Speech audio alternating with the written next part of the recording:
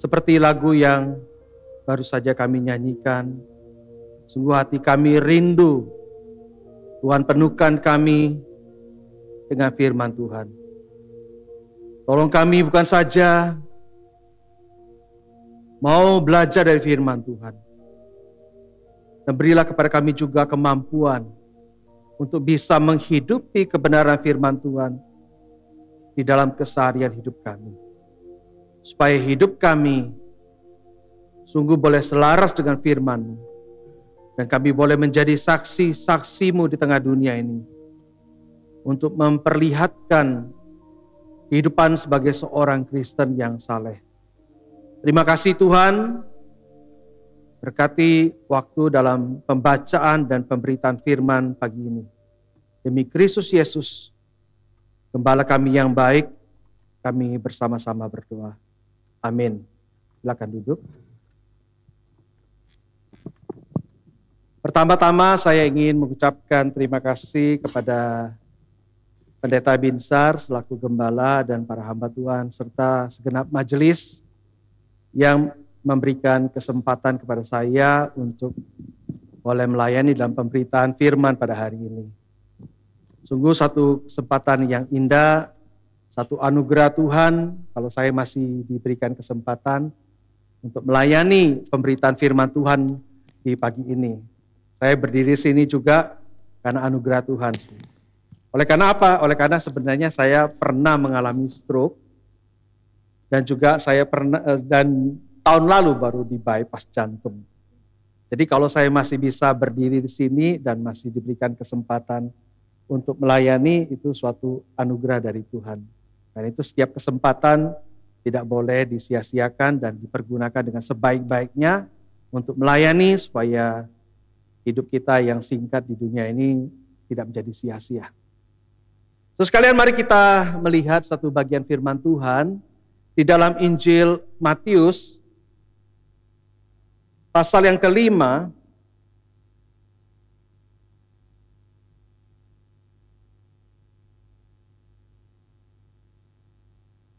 Injil Matius pasal yang ke-5 ayat 21 sampai 26. Kalau saudara sudah mendapatkan bagian ini, saya akan membacakan ayat 21. Saudara ayat 22 kita baca silih berganti sampai dengan ayat yang ke-26. Kamu telah mendengar bahwa kepada nenek moyang kita dikatakan, jangan membunuh. Siapa yang membunuh harus dihukum.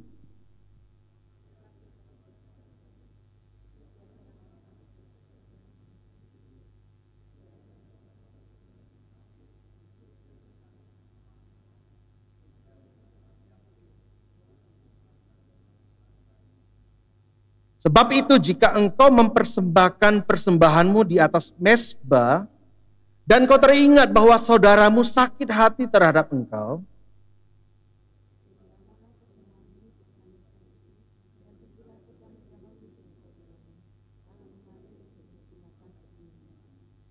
segeralah berdamai dengan lawanmu selama engkau bersama dia di tengah jalan, supaya lawanmu itu jangan menyerahkan engkau kepada hakim, dan hakim itu menyerahkan engkau kepada pengawal, dan engkau dilemparkan ke dalam penjara.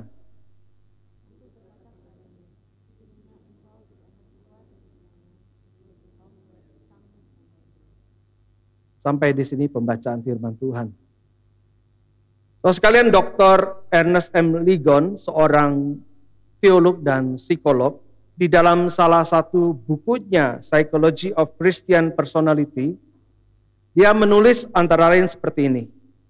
Bila seorang psikolog diminta untuk menyebutkan dua dosa utama dari sudut pandang mereka, maka kemungkinan besar mereka akan menyebutkan ketakutan dan kemarahan sebagai biang dosa. Dua dosa ini menjadi akar dari sebagian terbesar ketidakbahagiaan manusia. Tidak mungkin menjadi bagian dari sebuah kehidupan pribadi yang sehat. Terlepas dari apakah saudara setuju atau tidak pandangan ini, Namun harus kita akui bahwa kemarahan yang tidak dapat dikendalikan atau kemarahan yang tidak dapat dikontrol memang bisa menimbulkan satu masalah yang sangat serius. Karena faktanya kekerasan dan pembunuhan terjadi seringkali diakibatkan atau berawal dari kemarahan yang tidak dapat dikontrol atau dikendalikan. Hari Minggu tanggal 9 Oktober 2022, ada sebuah peristiwa tragis yang menimpa seorang ibu yang bernama Maiba, berusia 60 tahun. Ibu Maiba ini adalah warga dusun Talang Seluai, Lampung Utara di Provinsi Lampung. Ia meregang nyawa di rumahnya dan kemudian polisi menangkap pembunuh daripada Ibu Maiba ini yang tidak lain adalah anak kandungnya sendiri. Pembunuhan ini motifnya dibelatar belakangi oleh emosi atau amarah anaknya yang diduga tidak diberi uang untuk membeli rokok, lalu ia marah dan tega membunuh ibu kandungnya sendiri. Coba saudara bayangkan, membunuh ibu kandung sendiri karena tidak diberi uang untuk beli rokok. Mungkin kita lihat ini masalahnya sepele ya, rasanya tidak masuk di akal, sampai karena tidak diberi uang untuk beli rokok, dengan teganya membunuh ibu yang melahirkan dan membesarkannya. Tidak bisa diterima dengan akal sehat. Tetapi itulah realita yang kita saksikan dan kita lihat. Saudaraku yang terkasih dalam Tuhan, ketika amarah menguasai seseorang, maka seringkali kita melihat orang itu dapat melakukan tindakan yang irasional, yang tidak masuk di akal. Barangkali peristiwa yang terjadi yang dialami Ibu Maiba ini merupakan salah satu dari sekian banyak peristiwa kekerasan, bahkan berujung dengan kemudian pembunuhan yang berawal adanya amarah atau sulit mengendalikan emosi atau kemarahan. Terus kalian, saya asalnya dari Palembang. Saya tahu bahwa Provinsi Sumatera Selatan itu kalau di dalam infonya adalah urutan ketiga tingkat kriminalitas yang paling tinggi di Indonesia. Yang pertama itu Jakarta, yang kedua Medan, dan yang ketiga Sumatera Selatan. Kalau bisa jangan naik jadi juara satu kota. Dan di kota Palembang itu sudah biasa lazim kita melihat orang berkelahi mungkin dengan pisau dan sebagainya. Di tempat atau tempat tinggal saya dahulu ya sudah biasa terjadi. Ada mungkin jambret, penodongan, dan sebagainya. Dan ada satu peristiwa yang pernah saya saksikan, yaitu ada seorang anggota polisi, anggota Brimob, dia kemudian nyambi sebagai supir angkot. Dan kemudian dia ngetem di satu tempat, dekat rumah saya situ. Kemudian preman yang biasa, yang jaga tempat ngetem itu, kemudian minta uang sama dia. Tetapi tidak dikasih. Uangnya waktu itu jumlahnya sangat kecil. Kalau seperti kita ini uang parkir gitu ya, uang 2.000 gitu ya. Nggak tahu parkir di sini berapa ya. Ada yang 5.000 mungkin, ya paling kalau kira-kira 5.000. Karena tidak dikasih, lalu dia dibunuh. Mayatnya kemudian ada di tengah jalan, dan saya lihat mayatnya ada di tengah jalan. Dibungkus cuman dengan koran. Ya. Oke, terkasih dalam Tuhan, hanya gara-gara 5.000 rupiah atau jumlah yang kecil pada waktu itu, orang kemudian membunuh. Bahkan ada tukang parkir yang dibunuh, ya, sampai ditusuk itu. Karena apa? Karena masalah uang 2.000 rupiah.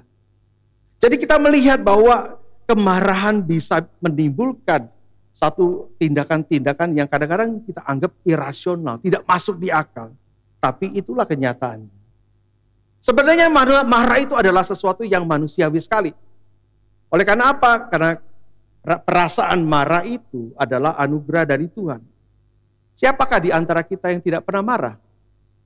Kalau boleh acungkan tangan saudara yang tidak pernah marah, yang sabar sekali tidak pernah marah. Coba acungkan tangan. Rasanya ada ya. Semua kita pasti pernah marah. Dari orang tua ya, sampai anak kecil itu pernah marah. Ya, saya sedikit cerita, ya. Anak saya waktu usia 6 bulan, karena saya suka pelayanan keluar kota ya. Jadi 2 minggu saya ke Medan, ada buka pos pelayanan di sana. Dan kembali lagi ke Jakarta 2 minggu. Gitu. Kemudian anak saya itu tidak kenal saya. Waktu saya bawa peluk, dia marah tuh. Tangan saya ditepis. Anak kecil, usia 6 bulan, itu bisa juga marah. Ya. Jangan hanya orang tua yang marah, anak kecil pun bisa. Jadi perasaan marah itu ada sesuatu yang manusiawi sekali, yang wajar sekali. Karena perasaan marah itu dianugerahkan Tuhan, sama seperti kita punya perasaan senang, sukacita, ya, sedih dan susah, semuanya ada perasaan seperti itu. Jadi kita melihat kalau orang marah itu manusiawi sekali. Nanti kita akan bahas bagaimana marah itu menjadi masalah besar. Perjanjian Lama sendiri menggambarkan bahwa Allah kita itu bukan saja Allah yang penuh kasih, tapi juga Allah yang marah, Allah yang murka. Banyak sekali catatan-catatan di dalam Perjanjian Lama yang memperlihatkan kepada kita bahwa Allah adalah Allah yang murka. Kita tidak boleh hanya sekedar memahami bahwa Allah itu adalah Allah yang penuh kasih. Tapi kita juga harus memahami bahwa Allah itu adalah Allah yang murka. Keseimbangan ini harus perlu dijaga. Kalau kita hanya mengatakan atau mengajarkan bahwa Allah yang penuh kasih, orang bebas berbuat dosa.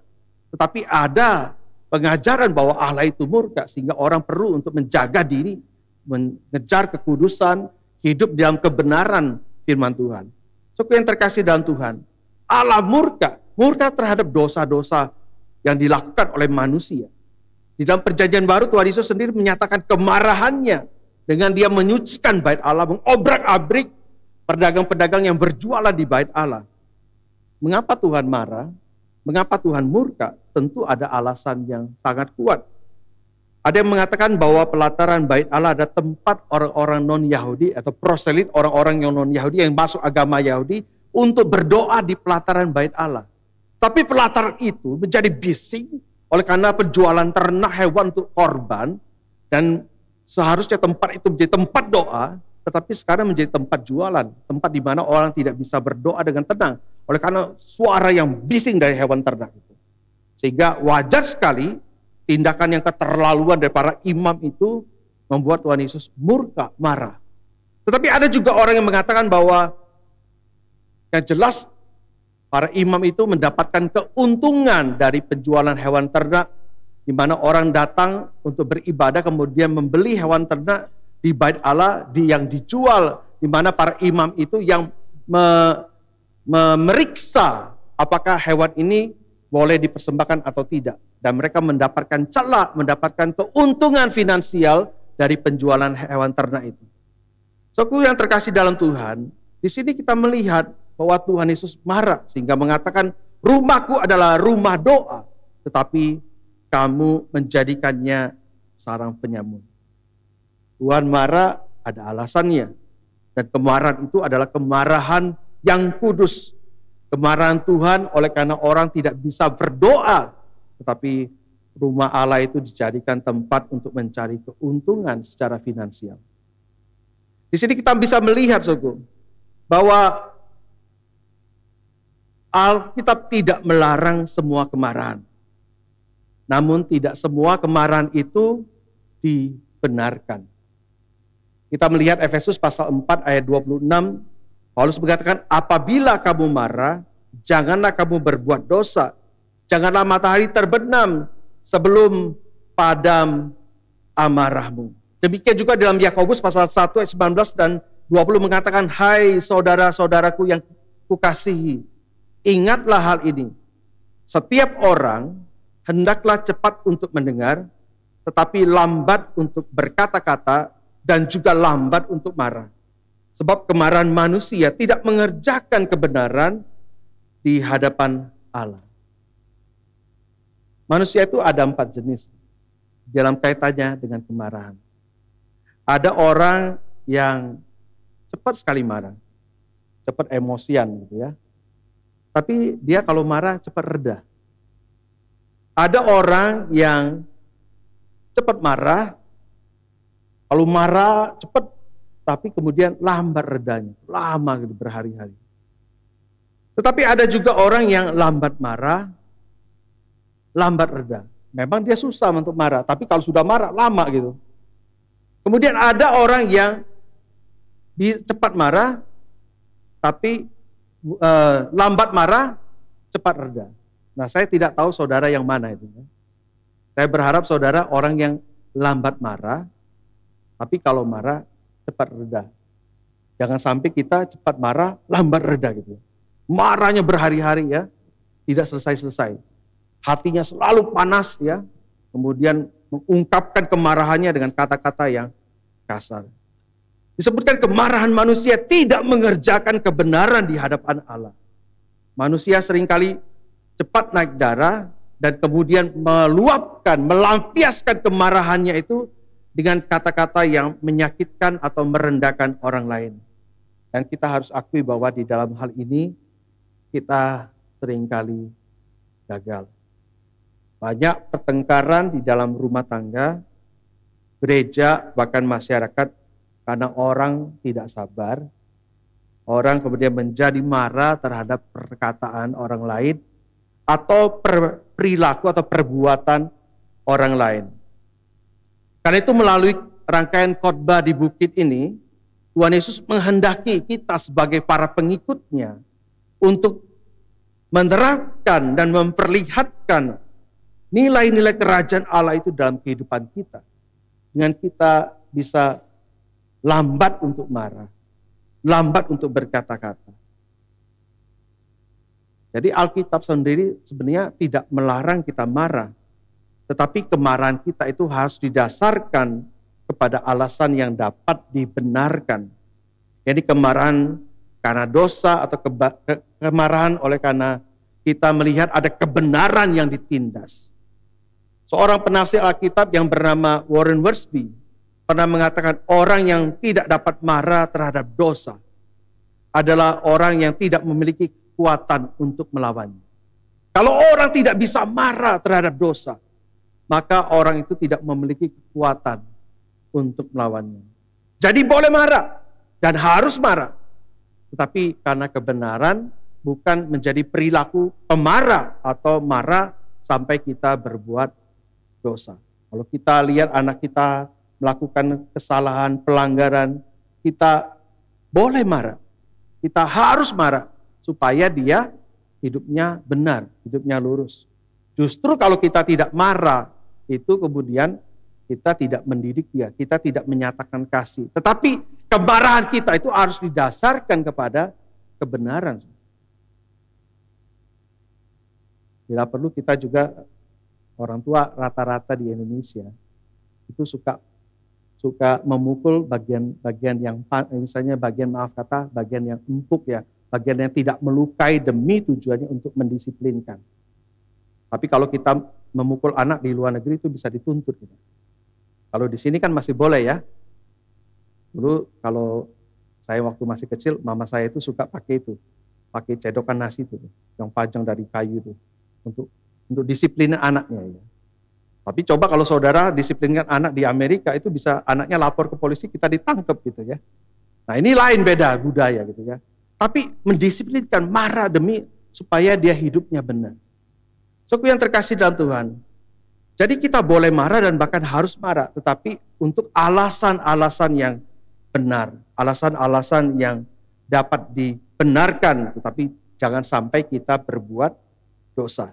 Tuhan Yesus dalam Matius pasal 5 ayat 21 sampai 26 dari bagian firman Tuhan yang kita sudah baca tadi, memberikan kritikan terhadap penafsiran para rabi, para ahli dari hukum Taurat, karena mereka kemudian menafsirkan perintah-perintah Allah yang mereka jabarkan dalam 613 aturan, 613 hukum atau perintah, tetapi mengabaikan semangat atau esensi dari pemberian hukum ini, yaitu mengasihi Tuhan Allah dengan segenap dan mengasihi sesama seperti mengasihi diri sendiri.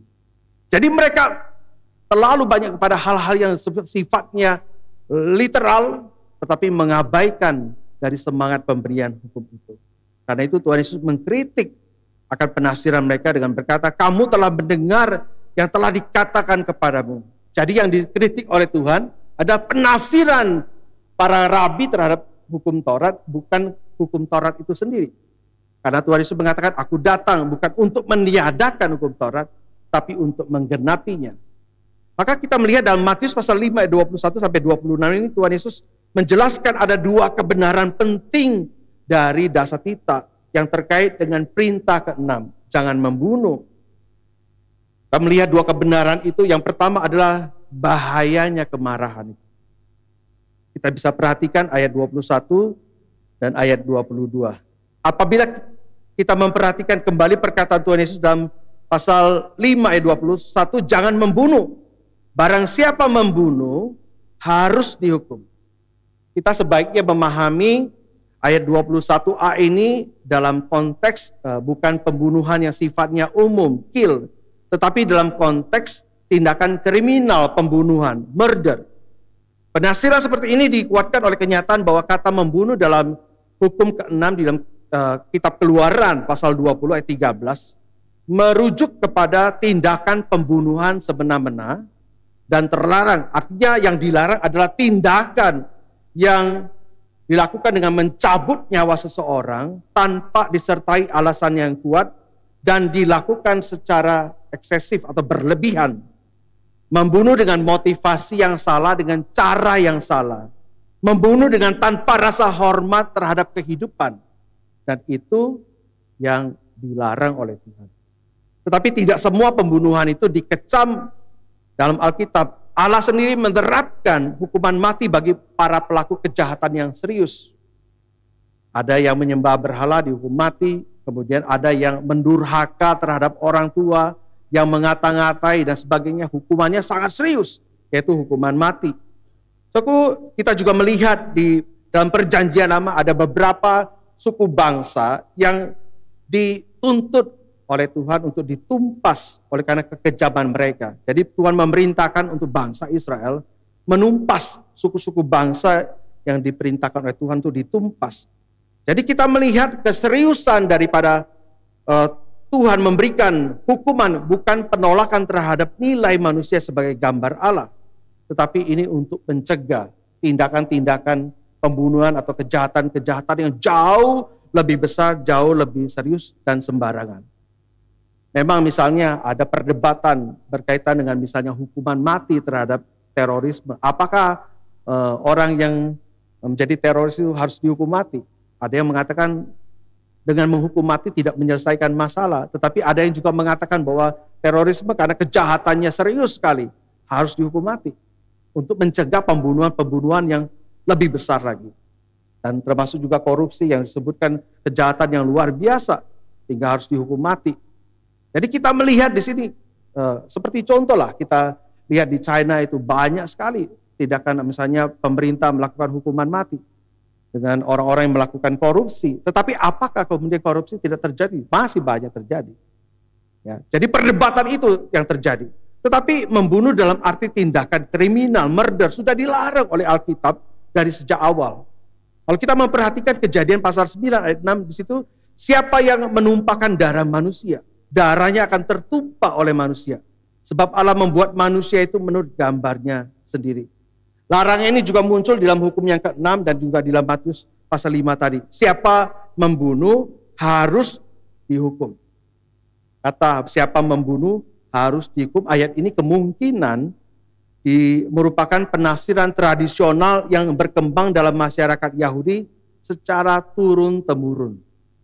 Dari generasi ke generasi. Konsekuensi pembunuhan ini kemudian diletakkan di dalam konteks hukum, yaitu penegakan hukum. Maka kita melihat ada kemudian dibawa kepada mahkamah agama, diselesaikan di dalam masalah pengadilan, dalam konteks hukum itu, penegakan hukum itu. Karena itu hukuman mati membunuh dalam konteks pengadilan negara itu dapat dibenarkan. Meski kita tahu juga bahwa hakim bisa salah di dalam memvonis seseorang. Ada banyak kasus, ada banyak contoh di mana orang yang dihukum mati, dieksekusi, setelah beberapa tahun diselidiki ternyata dia bukan pelaku pembunuhan. Kalau saudara cari di internet ada begitu banyak contoh kasus di mana hakim kemudian salah memutuskan menghukum atau memberikan vonis eksekusi hukuman mati kepada seseorang, ternyata dia bukan pelakunya, tapi orangnya sudah mati. Lalu bagaimana? Ya itu kesalahan. Kita melihat ada kesalahan-kesalahan, tetapi bukan berarti bahwa penegakan hukum itu tidak perlu. Karena itu kita melihat perintah jangan membunuh ini bukan saja melihat ekspresi apa yang dilakukan, tetapi kita melihat apa yang ada di dalam hati. Minggu depan saudara belajar orang yang terkait dengan perzinahan. Tuhan mengatakan barang siapa kemudian di dalam hatinya mengingini seorang, melihat wanita dan mengingininya, maka dia sudah berzina. Belum melakukan tindakan, tapi sesuatu yang dalam hati itu sudah satu esensi dalam hatinya itu diekspresikan dengan tindakan. Jadi yang Tuhan lihat adalah, yang Tuhan soroti adalah yang di dalam hati. Yaitu apa? Yaitu kemarahan. Kemarahan yang membuat orang melakukan tindakan-tindakan yang mencela, mencaci maki, merendahkan, yang sama artinya juga dengan membunuh. Kamu telah mendengar apa yang telah dikatakan kepadamu, tetapi aku berkata kepadamu. Tuhan berbicara atas dasar otoritas pribadinya, bukan atas dasar penafsiran atau bukan atas dasar otoritas dari tradisi. Di situ dengan jelas setiap orang marah.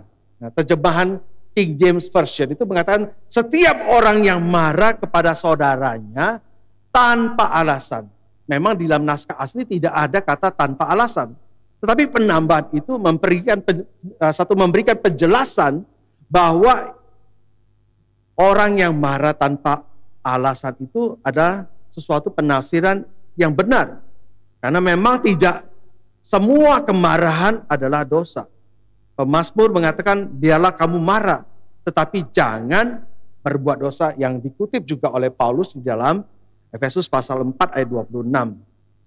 Jadi jenis kemarahan yang disebutkan, barang siapa marah itu kepada saudaranya tanpa alasan, itu bicara soal satu kemarahan yang tidak dapat dibenarkan, bukan kemarahan yang kudus, bukan kemarahan karena dosa, tapi kemarahan yang membuat kemudian seseorang melampiaskan kemarahannya dengan merendahkan, menghina, mencaci maki, dan sebagainya.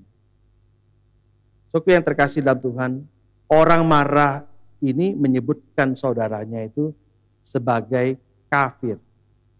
Kata ini mungkin tidak asing di telinga kita ya. Beberapa tahun belakangan ini kata kafir ini populer juga. Ya. Kita sering kali mendengar orang suka mengkafir-kafirkan orang lain. Kata kafir di sini dipakai kata raka. Asal usul makna kata raka memang sulit dipastikan. Tetapi kata raka ini adalah berasal dari istilah Aramaik yang punya arti sebenarnya kosong. Arti kata ini mungkin berhubungan dengan perendahan atau penghinaan terhadap orang lain. Dengan mengatakan orang lain itu otaknya kosong. Kalau bahasa lain itu otak udang gitu. Jadi marah kemudian menghina, merendahkan, mencaci maki orang dengan mengatakan bahwa orang itu bodoh ya, orang itu otaknya kosong, tidak ada otak gitu ya. Kemudian dia mengatakan begitu karena dia melampiaskan kemarahannya. John Stott, seorang penafsir Alkitab, mengatakan raka merupakan penghinaan yang terkait dengan tingkat intelijensi seseorang yang kira-kira sama artinya dengan otak udang atau tidak punya otak gitu. Jadi kalau orang marah kemudian menghina orang, marah kemudian mengata-ngatai orang, merendahkan orang, mencaci maki orang, itu tidak dibenarkan. Kemudian hinaan lainnya yang dikatakan adalah jahil. Moras itu atau more itu jahil. Dalam terjemahan bahasa Indonesia kata jahil itu dalam Kamus Besar Bahasa Indonesia adalah kebodohan, ya, kebodohan terkait dengan masalah-masalah agama.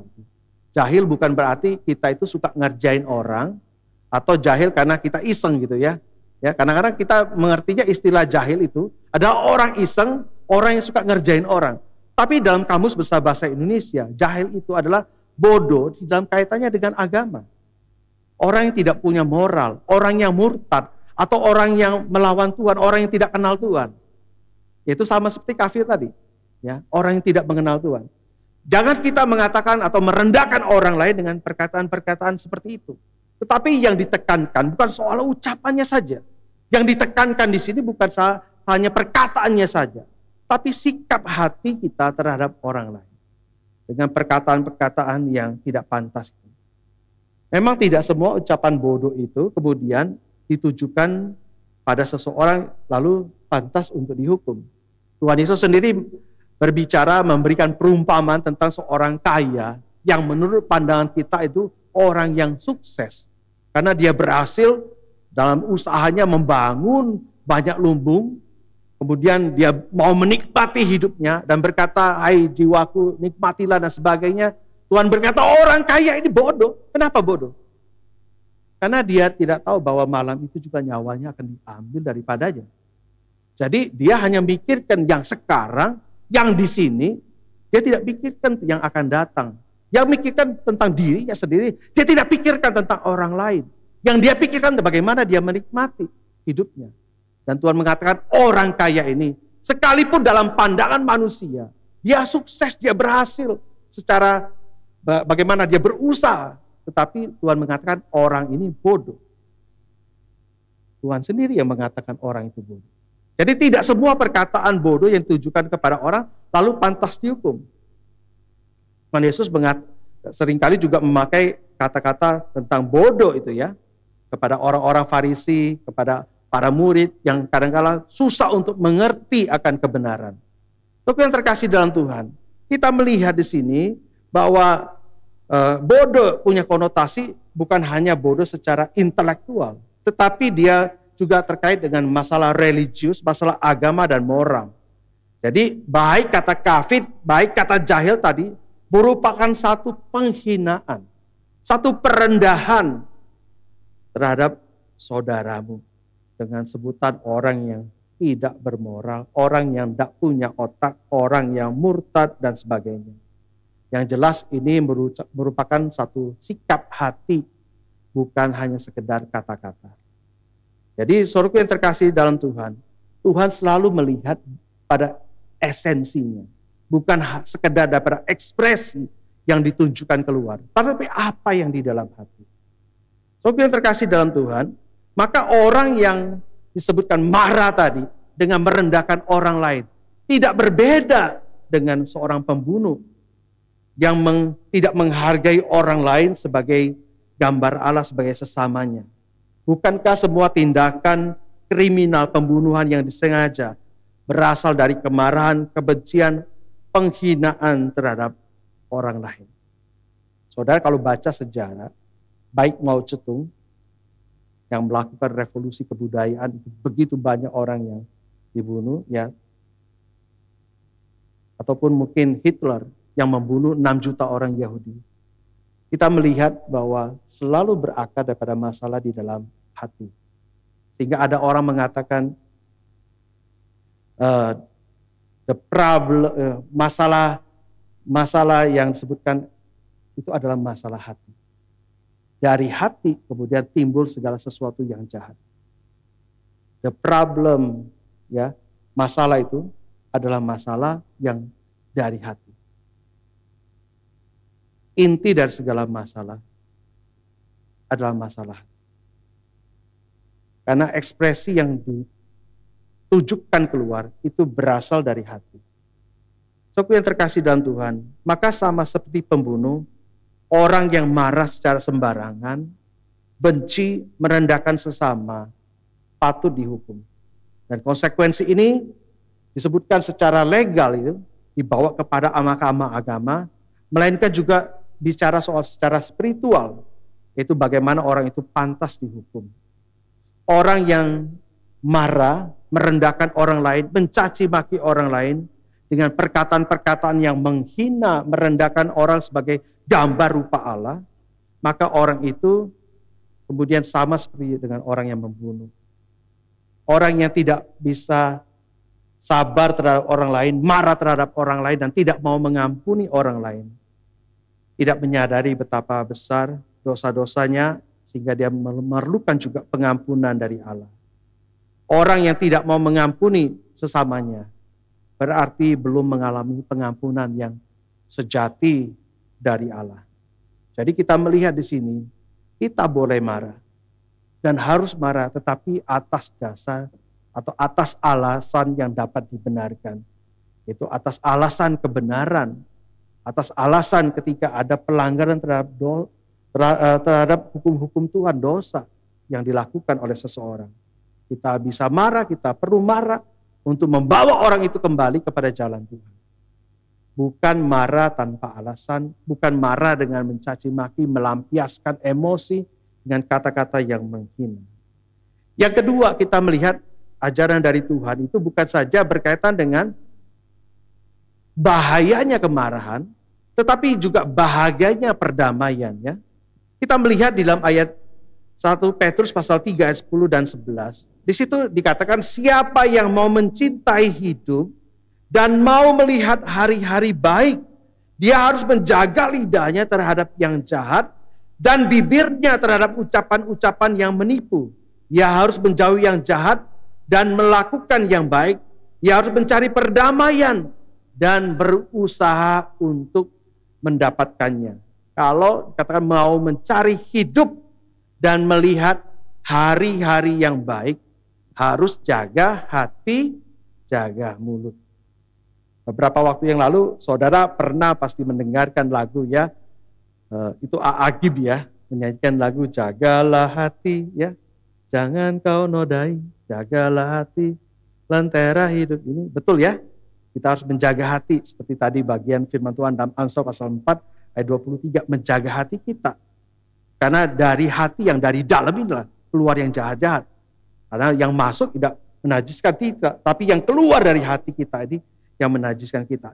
Tapi Alkitab mengatakan kalau kita mau mencintai hidup, mencari atau melihat hari-hari yang baik, kita harus jaga hati kita, jaga mulut kita, mencari perdamaian dan berusaha untuk mendapatkannya. Karena itu saudara yang terkasih dalam Tuhan, penting bagi kita untuk melihat bahwa betapa indahnya kita mencari perdamaian itu. Karena itu ada slogan, damai itu indah. Kalau keluarga hidup damai, hidup rukun, indah enggak? Indah. Karena Mazmur 133 mengatakan berkat Tuhan itu turun kalau keluarga atau saudara seiman itu hidup dalam kerukunan, dalam kedamaian. Coba bayangkan tiap hari kalau keluarga itu ribut, apakah ada damai sejahtera? Tidak ada. Dan bagaimana berkat Tuhan bisa dicurahkan bagi keluarga yang tiap hari ribut? Itu bukan perang dunia ketiga lagi, sudah perang dunia keempat. Piring terbang kemana-mana. Jadi marahan ya, saling diam, tidak bisa bicara. Di rumah yang seharusnya memberikan kehangatan, tapi justru di rumah itu kita seperti neraka dunia. Wah itu tidak ada kehangatan, tapi dingin suasananya. Karena apa? Satu dengan yang lain tidak saling berkomunikasi. Saling marahan, saling diam. Dan komunikasinya melalui apa? Melalui WA. Nah sekarang kan sudah pakai WA ya. Jadi kalau marah orang pakai WA.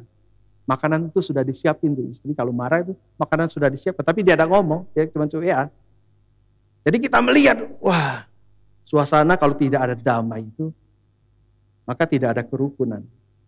Saudara yang terkasih dalam Tuhan, apa yang disebutkan oleh Tuhan, teguran, peringatan yang disampaikan di dalam ayat 21 dan 22, harus dihukum, harus dihadapkan ke mahkamah agama, harus diserahkan ke dalam neraka. Ini bukan sekadar info tambahan, tetapi ada respons, ada tindakan yang dituntut untuk dilakukan. Maka di dalam ayat 23 disebutkan di situ, sebab itu. Kalau saudara membaca surat Roma juga begitu kan, pasal 12 ayat 1. Setelah dia ceritakan panjang lebar tentang siapa kita di dalam Kristus, maka disebutkan sebab itu. Sebab apa itu? Sebab yang tadi dibicarakan ayat-ayat sebelumnya. Maka ayat 23 ini ada korelasinya dengan ayat itu. Sebab itu, sebab apa? Sebab ada respons yang dituntut untuk dilakukan. Dan karena itu saudara yang terkasih dalam Tuhan, kita melihat di sini ada dua konsekuensi, dua respons atau pesan inti yang disampaikan dan pesannya sama, yaitu berdamai. Yang satu berkaitan dengan saudara, ayat 23 dan 24. Yang lain berkaitan dengan lawan atau musuh dalam ayat 25 dan 26. Yang satu berkaitan dalam konteks ibadah, yang satu berkaitan dalam konteks pengadilan. Kita tahu bahwa orang Yahudi itu sangat mementingkan ritual. Apalagi memberikan persembahan korban merupakan satu ritual yang penting sekali. Tetapi Tuhan Yesus mengatakan di dalam bagian firman Tuhan ini, bahwa ketika kamu menyadari ada orang yang sakit hati terhadap kamu, bukan hanya kemarahan kita kepada orang lain, tapi orang lain marah kepada kita, maka kamu tinggalkan persembahan korbanmu dan pergi berdamai. Tadi ritual itu bagi orang Yahudi sangat penting sekali. Sehingga mereka kadang-kala jatuh pada ritualisme, di mana Tuhan Yesus kemudian mengecam mereka, karena mereka kemudian melakukan banyak ritual, tapi mereka melakukan dosa yang lain. Mereka memuliakan Allah dengan bibir mereka, tapi hati mereka jauh daripada Tuhan. Maka Tuhan mengatakan kepada firman Tuhan dalam bagian ini, bahwa yang Tuhan ingin tuntut adalah berdamai. Berdamai dengan orang yang merasa sakit hati terhadap kita, oleh karena perkataan kita, oleh karena tindakan kita. Bukan hanya kemarahan kita. Ketika ada orang lain berkata yang mungkin kurang menyenangkan kita, atau tindakan yang kita rasa tidak menyenangkan kita. Tetapi kalau kita kemudian melakukan terhadap orang lain, dan kita sadar bahwa orang lain sakit hati, maka kita mencari perdamaian dengan orang itu, dengan kita meninggalkan hal yang penting bagi Tuhan. Berdamai, mewujudkan kasih kepada sesama, jauh lebih penting daripada masalah-masalah ritual. Hidup kita di dalam gereja juga begitu, bukan? Yang dipentingkan bukan hanya soal sekedar ibadah kita di dalam gedung gereja ini, tetapi bagaimana kita menghidupi ibadah keseharian kita di tengah-tengah dunia ini. Karena kalau ibadah di gereja kita mungkin bisa memuji Tuhan dan sebagainya, tetapi bagaimana realita hidup yang kita jalani sehari-hari? Apakah kita juga beribadah kepada Tuhan? Bukan sekedar mementingkan ritual di dalam gereja, tapi juga di dalam ibadah keseharian hidup kita. Jadi di sini kita melihat bagaimana Tuhan mementingkan hidup orang itu berdamai dengan orang lain, mengutamakan kasih kepada seorang lain, jauh daripada sekedar ritual untuk upacara-upacara ibadah. Saudara yang terkasih dalam Tuhan, seringkali saya di dalam kelas pranikah mengajarkan kepada para pasutri, pasangan yang akan menikah, di mana mereka kemudian diajar di dalam kelas pranikah berapa sesi, dan saya selalu mengingatkan bahwa kalau pasangan itu, suami istri, hubungannya itu dengan Tuhan baik, ya, seperti piramida, hubungannya dengan Tuhan baik, ya, maka relasi satu dengan yang lain jadi baik. Tapi kalau suami istri hubungannya dengan Tuhan jauh, maka hubungan suami istri juga jauh. Jadi kalau hubungan kita dengan Tuhan itu sehat, maka hubungan kita secara horizontal seharusnya sehat. Karena barang siapa membenci saudaranya, dia adalah pembunuh. Dan bagaimana kita mengatakan kita mengasihi Tuhan yang tidak kita lihat, sementara orang di depan kita, pasangan kita tidak kasih. Alkitab mengatakan barang siapa tidak mengasihi pasangannya, dia menyakiti dirinya sendiri. Saudara yang terkasih dalam Tuhan, jadi pasangan suami istri saja kalau hubungannya dengan Tuhan sehat, maka hubungan dengan orang lain juga secara horizontal harusnya sehat. Nah, kalau hubungan kita dengan orang lain bermasalah, maka kita perlu evaluasi apakah hubungan kita dengan Tuhan juga bermasalah. Sekarang bahasa nyinyir itu sudah umum ya. Ada orang tuh suka nyinyir, terus kalau ngomongnya negatif terus ya. Karena apa? Hatinya pahit. Karena dari hati yang pahit keluar yang pahit-pahit. Hati yang jahat keluar yang jahat-jahat. Tapi kalau hati baik, maka keluar dari mulut ini yang baik-baik. Hati yang senang, maka dari luar ini juga keluar yang senang-senang, yang hati yang baik-baik gitu. Jadi tergantung bagaimana kita. Jadi kita melihat mengasihi saudara yang kita lihat itu merupakan juga perwujudan mengasihi Allah yang tidak kita lihat.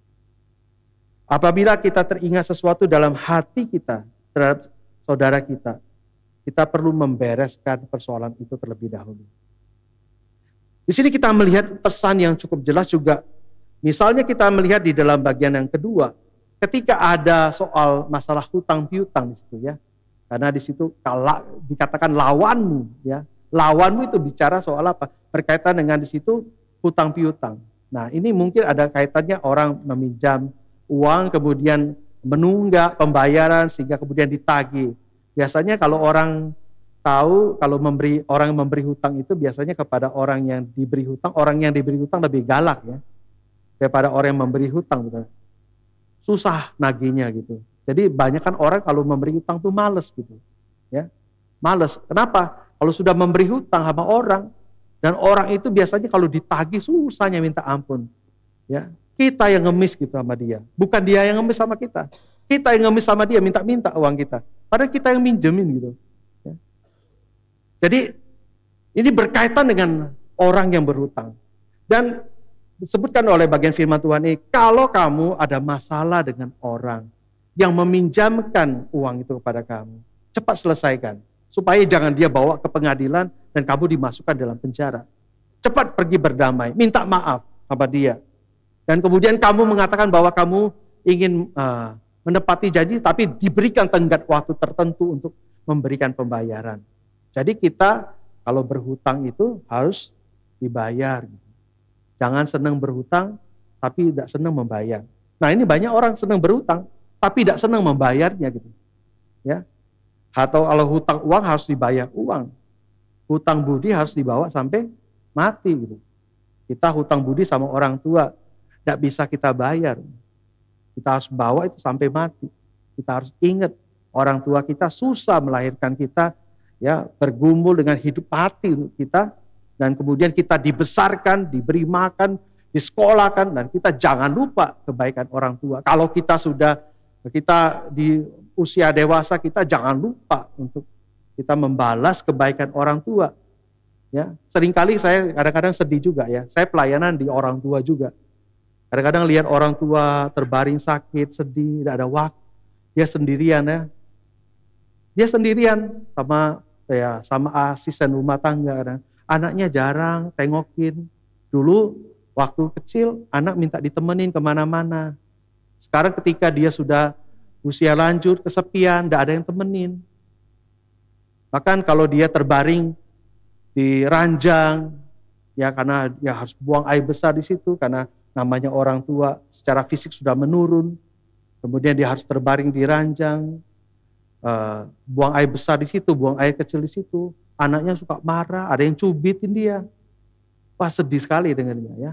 Waktu kita masih kecil, waktu bayi kita buang air besar, kita buang air kecil, orang tua kita nyusuin sampai pagi hari, dini hari. Tidak pernah dia cerita kesusahannya. Dia selalu lakukan yang terbaik untuk anak-anaknya. Jangan sampai kita lupa membalas budi. Nah, di sini kita sebutkan bahwa kalau ada orang berhutang uang, dia harus balas, dia bayar hutangnya, berdamailah, ya. Cari perdamaian sehingga orang itu tidak membawa kamu ke pengadilan. Maka di sini kita melihat ada satu hal yang penting sekali bagi Tuhan. Pesan yang diungkapkannya di dalam ayat 23 dan 24 sama dengan ayat 25 dan 26. Perdamaian itu tidak seharusnya ditunda-tunda. Kapanpun dan dimanapun kita berada, carilah perdamaian. Jangan cari masalah, jangan cari musuh. Perdamaian harus segera dilakukan.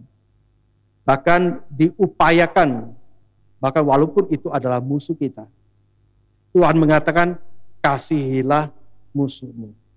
Carilah perdamaian, sedapat-dapatnya kamu melakukannya, kata Paulus. Jadi orang yang tidak mau berinisiatif, maupun suka menunda perdamaian dengan orang lain, tidak lebih benar dari para pembunuh. Kenapa? Karena orang yang tidak mau berdamai, tidak beda atau tidak ubahnya kesalahannya, sama seperti orang yang melakukan tindakan kriminal pembunuhan. Perdamaian itu selalu membawa kebahagiaan. Saya teringat dengan seorang yang bernama Nelson Mandela, seorang presiden Afrika Selatan. Dia 27 tahun di penjara, kemudian diperlakukan secara tidak manusiawi, kemudian dia dikencingi oleh sipir penjara.